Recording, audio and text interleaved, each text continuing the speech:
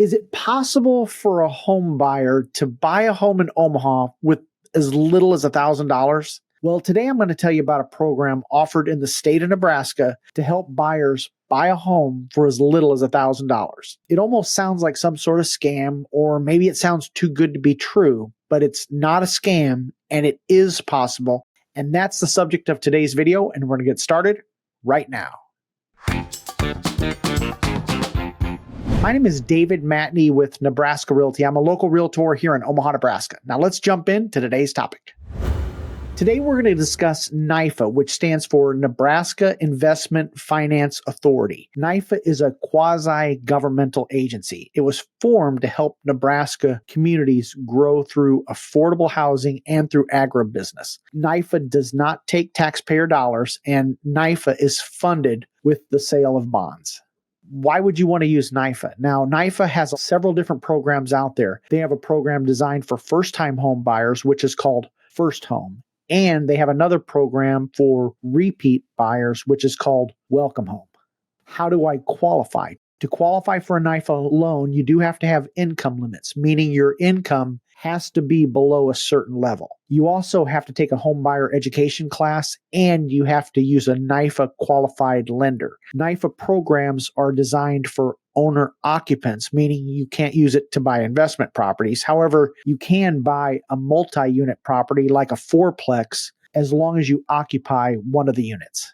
A few really neat things about NIFA. On a NIFA loan, the interest rates are governed by NIFA, and their rates are extremely competitive, and some are below market rates. Now, the interest rates are published daily on their website at www.nifa.org/interest rates. Let's talk about a program called First Home. Now, this is designed for first-time home buyers or for anyone who has not owned a home in the last 3 years. Now, they also have exceptions if you are going through a divorce and you receive no proceeds, or you had a forced job relocation, or if your home was lost in a natural disaster, or if you're purchasing a home in a targeted area, you can still qualify as a first-time home buyer. You can purchase a home in a target area or a non-target area. If you choose to buy in a target area, you get a slightly lower interest rate, and you also get a higher purchase price. Where are the targeted areas? Let's take a quick look at the map of Douglas County. Now, as of the date of this recording, if you're buying a home in Douglas and Sarpy County, the income limits for 1 to 2 people are $95,100. Now, if you're buying a home in a targeted area, then the limit in Douglas County is $114,120.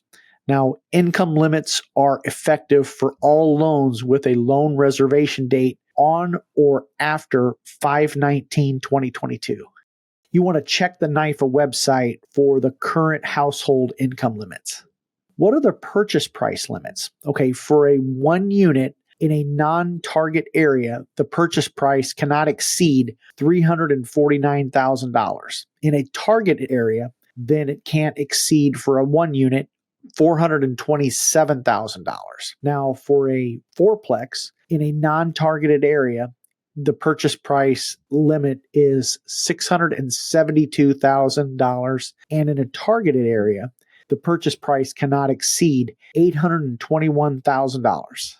Now let's talk about down payment assistance. You can have a maximum assistance of 5% of the purchase price. Now, this is a loan at a 1% interest rate with a 10-year term. The borrower minimum investment is $1,000, and gift funds are allowed. Okay, now what does this look like? For a purchase price of $250,000, a conventional loan with a 3% down payment would be $7,500. Closing costs would run you approximately $3,500, and prepaids would be around $3,000. So that means the amount you need to close would be $14,000. But with NIFA, with the down payment assistance, you could take off $12,500, meaning that's going to be financed. And then let's say you ask the seller for $500 in seller concessions. That means total out of pocket in order to purchase a home with a $250,000 purchase price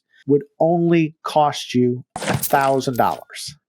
Now let's talk about a few questions. Do NIFA loans take longer to qualify for? And the answer is no. Your lender does the qualifying. The people at NIFA are just there looking to see if you satisfy the NIFA requirements. What about the interest rates? Are the interest rates higher? No, in some cases, the interest rate may be below market rates. For buyers in the Welcome Home program, and that's for existing homeowners, interest rates are near market rates. Some fees, however, are capped, so it actually may save you some money. And NIFA does publish their interest rates daily on their website. You want to go to www.nifa.org/interest rates.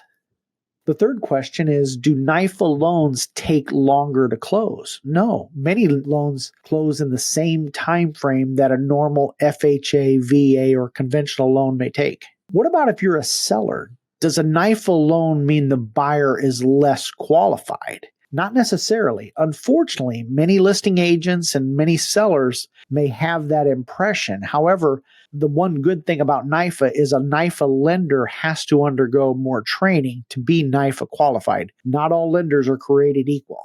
And then from the seller standpoint, the next question is, does it cost the seller any more to accept a NIFA loan? And the answer is no. What about if there's any property condition requirements? In terms of NIFA, property condition requirements are not determined by NIFA. That would be if you're doing FHA, VA, or conventional. Those are going to be determined by the lender. The next question, is there a minimum credit score? And the answer is yes, a minimum credit score of 640 and a max debt to income, a DTI, of 45%. If you have a credit score of 660 or above, then you can have a max DTI of 50%. What about mortgage insurance? Now, in some cases, mortgage insurance premiums are a little bit lower, and with conventional loans, the mortgage insurance automatically cancels at 78% loan to value. The next question is down payment assistance available for both first home and Welcome Home programs? And the answer is yes. It's available for FHA, RD, which is rural development, VA, and conventional loan products. All right, this next question, are there any drawbacks with NIFA financing? And there is a reimbursement policy if all of the following are true. A, if the borrower sells the home before 9 years. B, if the borrower's NIFA loan is active when the property is sold. And C, the borrower's adjusted gross income exceeds the IRS limit. You'd want to speak to a tax advisor or go to the NIFA website for more detailed information. And the last question, if you'd like to learn more about NIFA, where can you go? And that would be go to their website at www.nifa.org.